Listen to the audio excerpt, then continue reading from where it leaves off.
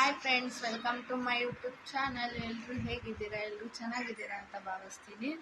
ಇವತ್ತು ಸಂಡೇ, ಬೆಳಗ್ಗೆನೇ vlog start ಮಾಡ್ತಿದ್ದೀನಿ. ಬೆಳಗ್ಗೆ ಅಂದರೆ ಆಗಲೇ 11 ಕಾಲ ಆಗಿದೆ, ಇನ್ನೂ ಟಿಫನ್ ಆಗಿಲ್ಲ. ಎದ್ದು ಸ್ನಾನ ಮಾಡಿ ಅಲ್ಲೇ ರೆಡಿ ಆಗ್ತಾ ಇದ್ದೀನಿ. ಹೊರಗಡೆ ಹೋಗೋಣ ಅಂತ.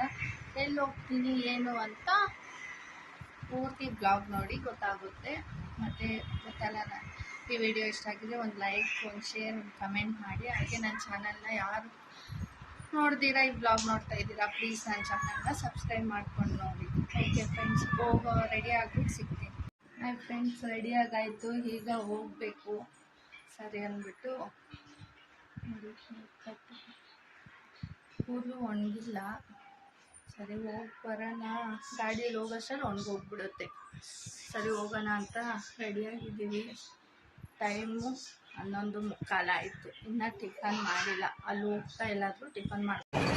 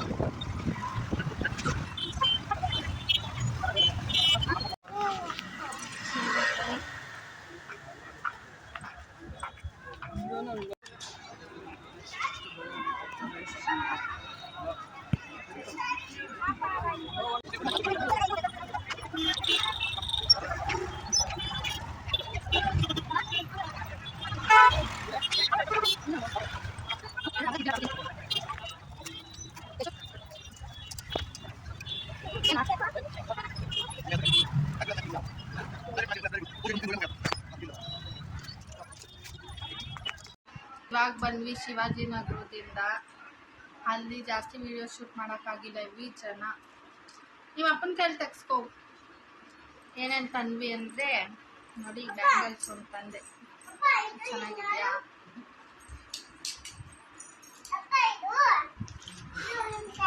ಮತ್ತೆ ಇದೊಂದು ವಾಚ್ ಚೆನ್ನಾಗಿದೆ. ಇದೇನು 300 ರೂಪೀಸ್, ಪರವಾಗಿಲ್ಲ. ಮತ್ತೆ ನೋಡಿ, ಈ ಕ್ಲಿಪ್ ತಂದೆ ನೋಡಿ. ಇನ್ನ ಎಲ್ಲಿ ಕ್ಲಿಪ್ಸ್ ಇಷ್ಟೇನಾ? ಅಷ್ಟೊಂದು ತಗೊಂಡಿದ್ವಲ್ಲ. ಬೆಳೆಸ್ಬಿಟ್ಟವಳೆ ಕಾಣವಳು ಅನ್ಸುತ್ತೆ. ನೋಡಿ, ಬ್ಯಾಂಗಲ್ಸು ಮತ್ತೆ ಇದೊಂದು ವಾಚ್. ಮತ್ತೆ ಎಲ್ಲಿ ಕ್ಲಿಪ್ಪು? ಇದು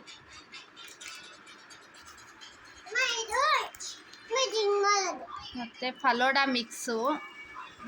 ಬಿಸಿಲಿಗೆ ಚೆನ್ನಾಗಿರುತ್ತೆ ಮಾಡಿ ತಿನ್ನೋಕ್ಕೆ. ಮತ್ತು ಪಾಸ್ತಾ ಇದೊಂದು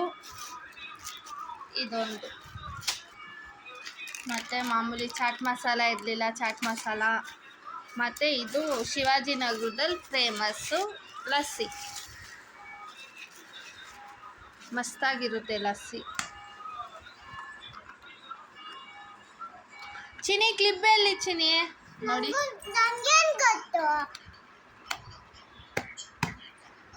ತೋರ್ಸೋದು, ಲೈಟ್ ಆನ್ ಮಾಡು.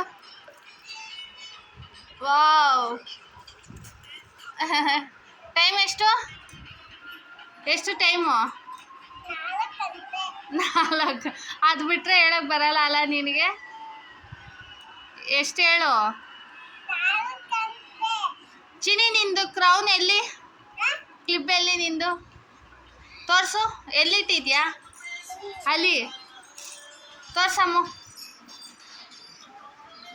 ವಾವ್, ಹಾಂ, ಸೂಪರ್.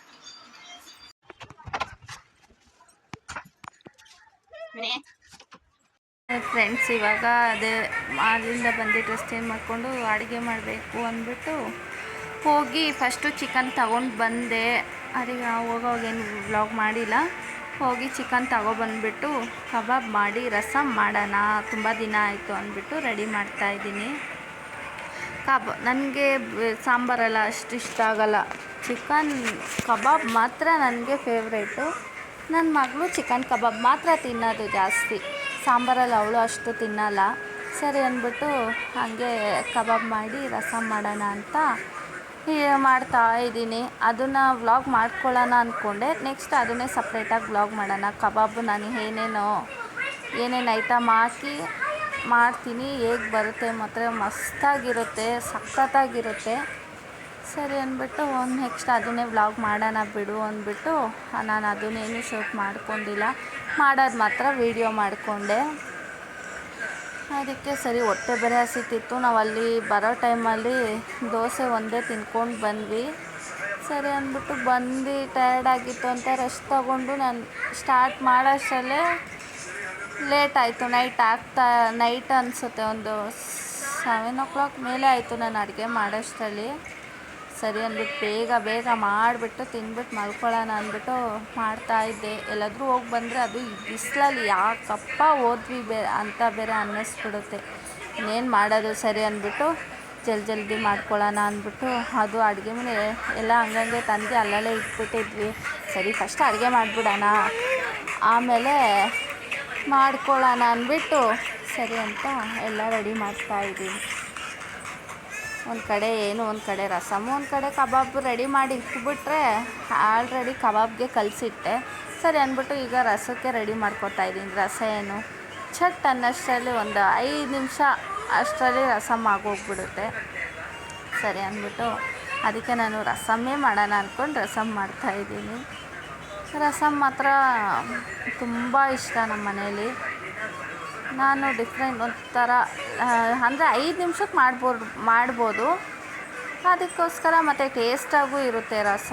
ಸರಿ ಅಂದ್ಬಿಟ್ಟು ರಸಮ್ಮು ಇಟ್ಟಿದ್ದೀನಿ. ಇವಾಗ ಈ ಕಡೆ ಎಲ್ಲ ಮಾಡಾದಮೇಲೆ ನಾನು ಕಬಾಬ್ಗೆ ಹಾಕ್ತಾಯಿರೋದು. ಸರಿ ಅಂದ್ಬಿಟ್ಟು ಕಬಾಬ್ ಹಾಕ್ತಾಯಿದ್ದೀನಿ. ಆಮೇಲೆ ಕಬಾಬ್ ಆದಮೇಲೆ ಊಟ ತಿನ್ನೋದು. ಸರಿ ಅಂದ್ಬಿಟ್ಟು ನೋಡಿ, ಅದು ನಾನು ಚಿಕ್ಕ ಬಾಣಲಿ ಇಟ್ಬಿಟ್ಟಿದ್ದೆ. ಸರಿ ಅಂದ್ಬಿಟ್ಟು ಮಾಡ್ತಾಯಿದ್ದೀನಿ. ಸರಿ ಕಬಾಬು ಆಯಿತು. ಸರಿ ಫ್ರೆಂಡ್ಸ್, ಈ ವಿಡಿಯೋ ಇಲ್ಲಿಗೆ ಎಂಡ್ ಮಾಡ್ತೀನಿ. ಈ ವಿಡಿಯೋ ಇಷ್ಟ ಆಗಿದ್ದರೆ ಲೈಕ್ ಮಾಡಿ, ಶೇರ್ ಮಾಡಿ, ಸಬ್ಸ್ಕ್ರೈಬ್ ಮಾಡಿ ಪ್ಲೀಸ್ ನನ್ನ ಚಾನಲ್ನ.